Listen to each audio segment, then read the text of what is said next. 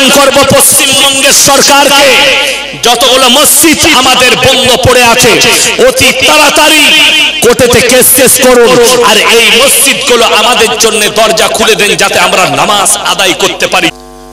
আদিনা মসজিদের ব্যাপারে কিছু বলেন, ওটা কি আমাদের মসজিদ না আগে মন্দির ছিল?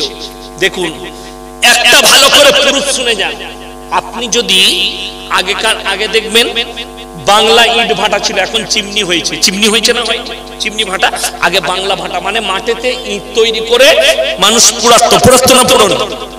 তখন মানুষের মন এত ভালো ছিল, কি করেছে?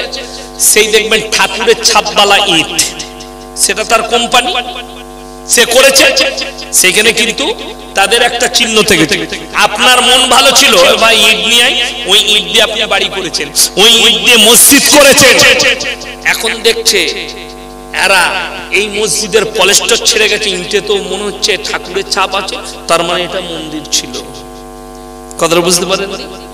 আচ্ছা আপনারা বলুন, আমরা যে মসজিদ তৈরি করি লোকের জায়গায় করি, কথা বলে না এরা? আরে এত জোরে বলুন এরা যেন ইউটিউবে শুনতে পায়, তা না হলে মনে করবে মৌলী সাহেব মনে হয় ফাঁকা ময়দানে কথা বলছে। কথাটা বুঝতে পারেননি?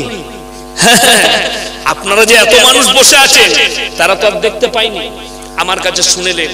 আমার মুসলমান ভাই, মসজিদ আল্লাহর ঘর একমাত্র ওয়াকফের জায়গায় হয় যে আল্লাহর রাস্তায় জায়গাটা দান করে, ঠিক কি না?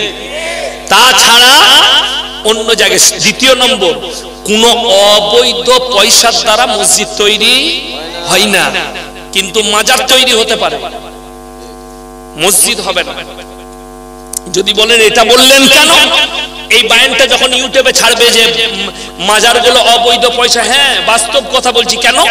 এই মাজারে ওরস হয়, মাজারে মেলা হয়, মাজার তৈরি করবে, রাস্তায় গাড়ি দাঁড় করিয়ে চাঁদা করছে। আচ্ছা মসজিদের জন্য রাস্তায় গাড়ি আটকে চাঁদা হয় না? জোরে বলুন সুবহানাল্লাহ। মসজিদের চাঁদা দেখুন, আপনাদের কাছে আমার আগের যে ছোট আমার ভাই ছিল, এ ভাইজান কি বললে, ভাই আল্লাহর রাস্তায় দেন, 500 টাকা দেন, 1000 টাকা দেন। আচ্ছা ক্লাবের চাঁদা এইভাবে হয়? যদি পার্টির ছেলেরা ক্লাবের চাঁদা করে, কি করে? বিল 2000 টাকা কেটে ঘরে পৌঁছে দিলে, ওই টাকাটা পৌঁছে দিবি তো, দিয়ে চলে গেল। ঠিক বললাম না ভুল বললাম? আর তোমার ঘাড় দিবে, তুমি ভয়ে ভয়ে সালাম আলাইকুম, এই যে ভাই সেই 2000 টাকাটা কেটে এসেছিলি, নিলে না দিলি তো অন্যদিকে বাঁচ যাবে। কথাটা বুঝতে পেরেছেন না পারেন? ওইখানে জোর জবরদস্তি চাঁদা হতে পারে, আল্লাহর ঘরে নয়। আল্লাহর ঘর যেখানে হয় জায়গাটাও হয় ওয়াকফের জায়গা, আল্লাহর রাস্তায় দান। আর মসজিদ যেটা হয় ওটা হালাল পয়সায় হয়, হারাম টাকায় হয় না। মুসলমান অ্যাক্টিভ নয়। আমি বলেছি বাবা, এই যে আপনার এতদিন পশ্চিম বাংলার মুসলমান শোনো, যেদিনে তোমার আদিনা মসজিদের সামনে ওই হারামখোর কটা পুজো করতে লেগেছে, সেই দিনে তোমার চোখ খুলেছে। তার আগে তুমি কি করছিলে?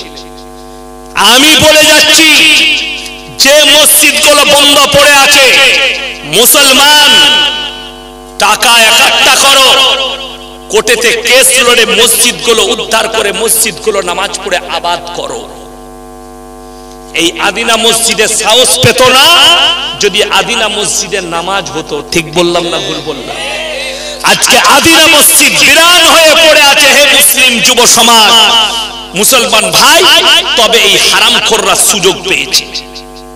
আজকে কাটরা মসজিদ বন্ধ পড়ে আছে, লালবাগে কাটরা মসজিদ বন্ধ পড়ে আছে। আমি মুতালবা করব সরকারের সঙ্গে, আমি আবেদন করব পশ্চিমবঙ্গের সরকারকে, যতগুলো মসজিদ আমাদের বন্ধ পড়ে আছে অতি তাড়াতাড়ি কোর্টেতে কেস শেষ করুন, আর এই মসজিদগুলো আমাদের জন্য দরজা খুলে দেন যাতে আমরা নামাজ আদায় করতে পারি। জোরে বলুন ইনশাআল্লাহ। কেন? এই মসজিদ কারোর বাপের সম্পত্তি নয়, এগুলো আল্লাহর ঘর। আর বড় কষ্ট লাগে